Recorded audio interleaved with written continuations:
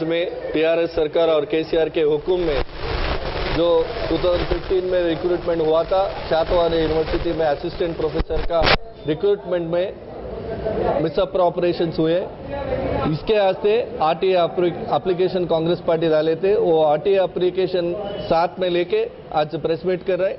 RTI application में खुला details बताया।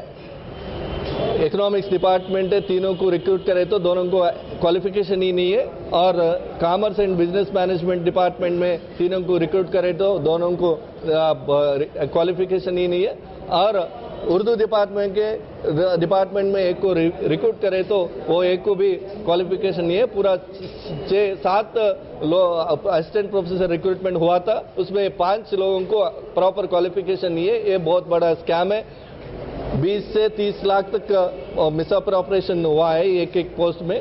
अभी मैं बोलने का क्या है, ये इंचार्ज रजिस्ट्रार जो कोमल रेड्डी है उसके वास्ते ये पूरा मिसअप्रोप्रिएशन हो रहा है। ये इसके ऊपर गवर्नमेंट एक्शन लेना है। इंचार्ज रजिस्ट्रार को बाजू हटना है और in charge vice chancellor B Janardhan Reddy के ऊपर एक्शन लेना है, और इसकी जिम्मेदारी लेके कडियम श्रीहरि इसका पोस्ट को रिजाइन करना है। केसीआर जो बोलते एजुकेशन को ऐसा एजुकेशन डिपार्टमेंट को ज्यादा कर रहे हैं बोल के, कुछ नहीं करे, लेकिन ऐसा नुकसान करे ये डिपार्टमेंट को।